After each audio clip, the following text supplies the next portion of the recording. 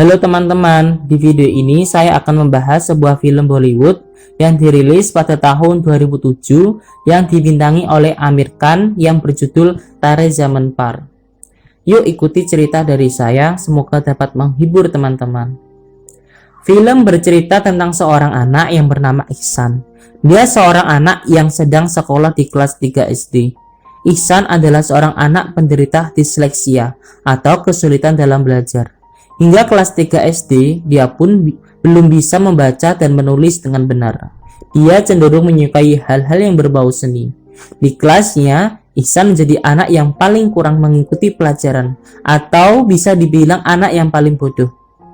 Di rumah, dia bukan anak satu-satunya di keluarganya. Ihsan mempunyai kakak laki-laki yang bernama Johan. Kakak laki-lakinya sangat bertolak belakang dengan Ihsan yang terbelakang di kelasnya. Johan adalah anak yang pintar di sekolahannya dan sering mengikuti lomba. Sedangkan Ihsan lebih menyukai bermain, berimajinasi, dan menemukan sesuatu yang baru. Suatu ketika, Ihsan berkelahi dengan temannya yang bernama Rajit. Ihsan berniat ingin mengembalikan bola temannya dengan melempar. Tidak disangka, bola tersebut keluar dari dinding tembok yang tinggi yang membuat permainan temannya berhenti. Kemudian Rajit memarah-marahi Ihsan, dan tidak hanya itu, Rajit juga memanggil Ihsan dengan sebutan idiot. Keadaan semakin tegang ketika keduanya berkelahi. Hal ini membuat Ihsan sedih karena enggak di sekolah, di rumah, di lingkungannya, Ihsan selalu mendapat hal yang buruk. Ketika Ihsan sampai di rumah, ibunya Rajit sudah ada di dalam rumah Ihsan. Ibunya Rajit meminta tanggung jawab karena tangan si Rajit terluka. Padahal saat itu, Ihsan juga mengalami luka di kepalanya. Kemudian Ihsan malah memukul Rajit di hadapan semuanya. Kemudian si bapak langsung menampar Ihsan yang sudah membuat malu ayahnya. Kemudian ayahnya mengancam Ihsan, jika membuat perilaku seperti itu lagi, Ihsan akan dikirim ke sekolah asrama.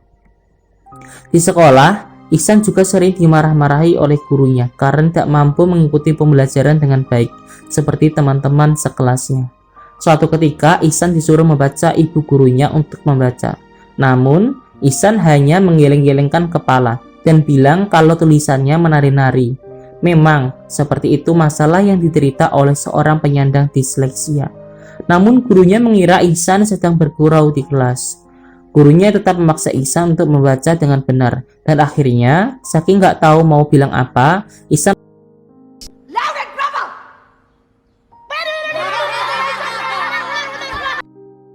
Karena hal tersebut, Ihsan dikeluarkan dari pembelajaran gurunya.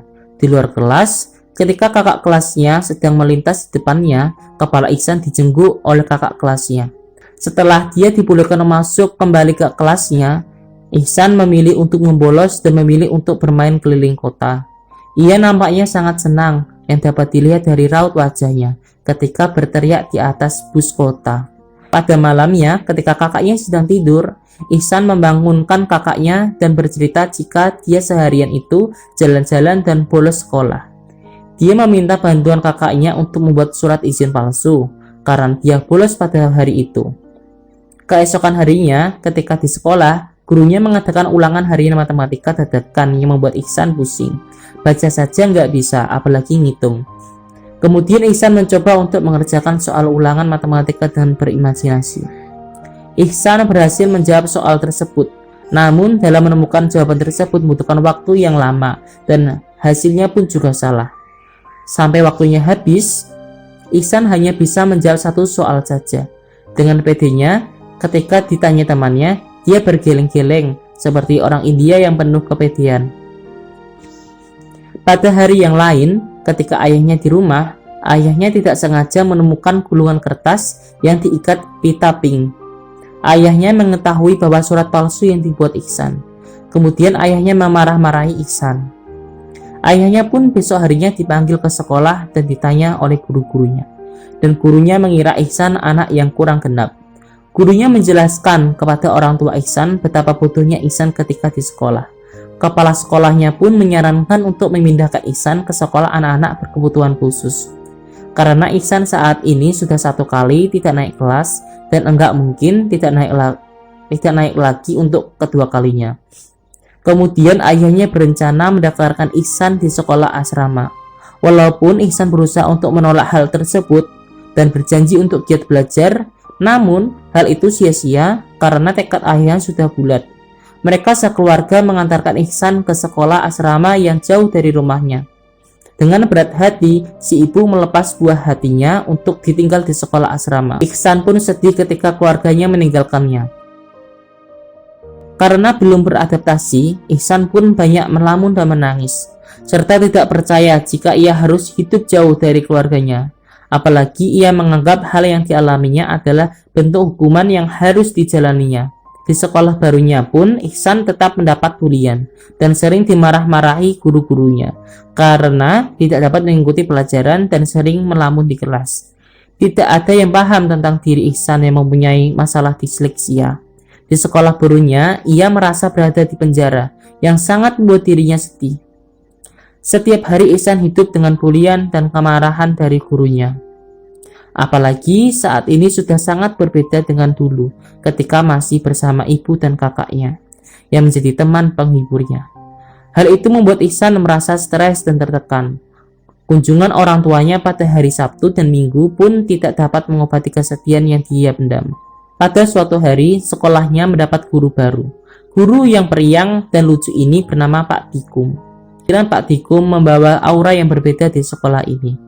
Metode pembelajaran yang asik dan seru, dia pun langsung dekat dengan murid-muridnya. Namun, Ihsan masih merasa sedih dan takut jika guru barunya bakal seperti guru yang lain. Waktu-waktu Ihsan diisi dengan merenung dan merenung.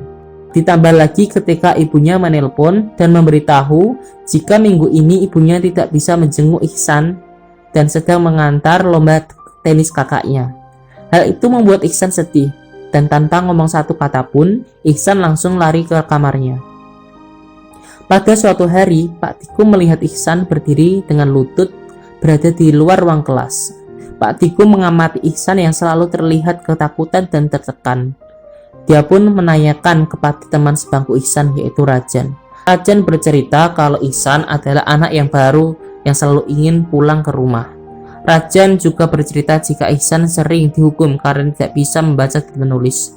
Jadi Pak Tikum langsung mencari buku tulisan tangan Ihsan dan mendapati pola kesalahan yang sama di semua buku Ihsan dan mengetahui bahwa Ihsan adalah anak yang menderita disleksia.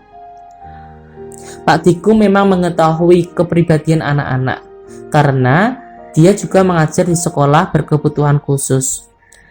Dan untuk memahami lebih jauh tentang Ihsan, Pak Tikum memutuskan untuk mengunjungi rumah Ihsan dan bertanya semua hal tentang Ihsan.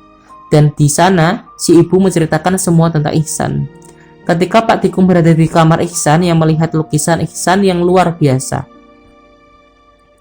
Mengingat Ihsan selalu tertekan di sekolah, akhirnya Pak Tikum menanyakan perihal alasan mengapa Ihsan dikirim ke sekolah asrama. Ayahnya hanya menyebutkan keluhan-keluhan yang dia hadapi bersama Ihsan, yang gak tahan kalau Ihsan nakalah, Ihsan bandel lah, malas belajar lah, dan lain-lain. Kemudian Pak Tikum berusaha memberi penjelasan bahwa Ihsan mengalami disleksia. Pak Tikum juga memperlihatkan pola kesalahan pada tulisan Ihsan. Pak Tikum menjelaskan bahwa Ihsan hanya butuh dukungan dan kasih sayang. Namun, ayahnya tetap juga tidak percaya dan masih menganggap bahwa anaknya malas belajar dan malah membandingkannya dengan kakaknya yang selalu juara kelas. Menurut Pak Tikum, Ihsan adalah anak yang menonjol di bidang seni. Namun, ayahnya menganggap dengan melukis tidak mampu membuat Ihsan bersaing di dunia luar nantinya.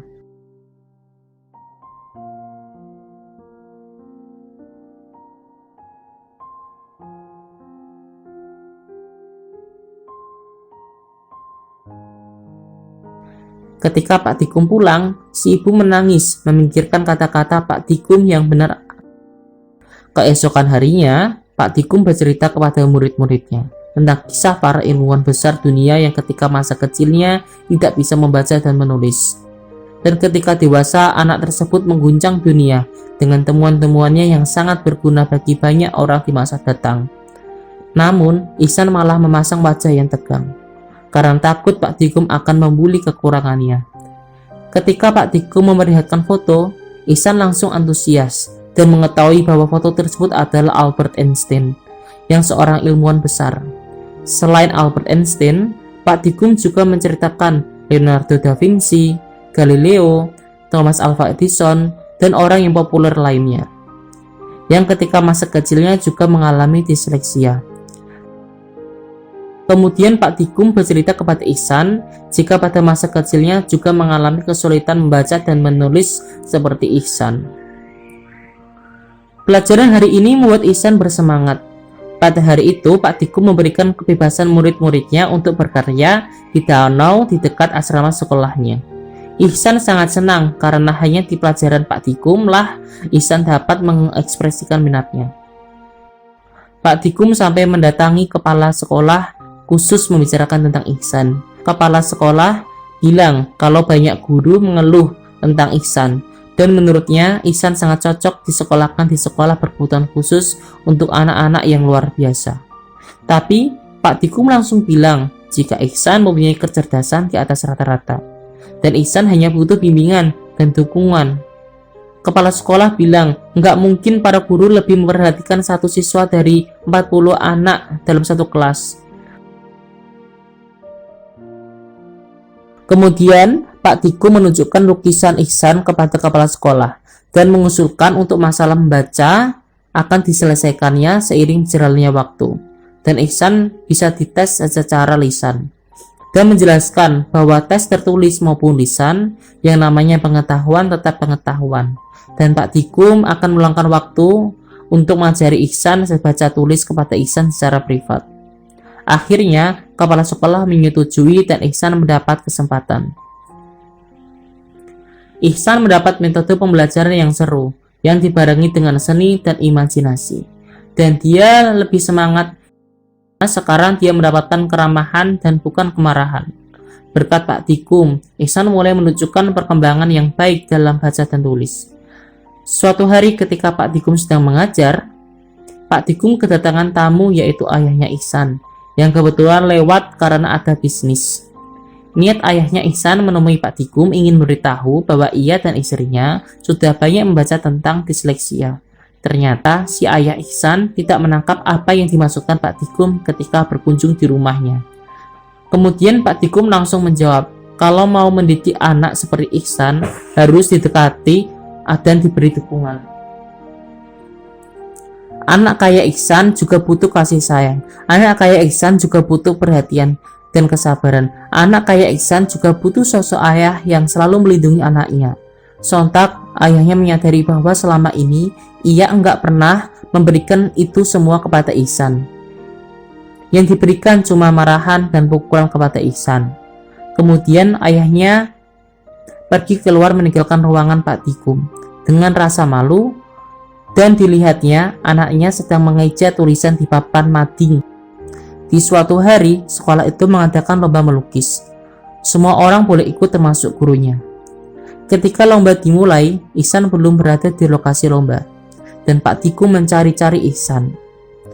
Itu karena pada pagi harinya, sebelum orang-orang bangun, Ihsan pergi ke tepi danau untuk mencari inspirasi. Ihsan pun datang sesaat setelah lomba dimulai, dan pun memproyeksikan segala yang dilihatnya di tepi danau. Hasil lukisan Ihsan yang luar biasa pun mendapat banyak pujian dari orang-orang, tidak terkecuali Pak Tikum. Ihsan kagum dan senang, ternyata lukisan Pak Tikum menggambarkan dirinya. Dan akhirnya kepala sekolah mengumumkan pemenang lomba, dan Ihsan pun memenangkan lomba tersebut. Hasil lukisan Ihsan dinobatkan sebagai hasil karya terbaik dan akan digunakan menjadi sampul buku tahunan.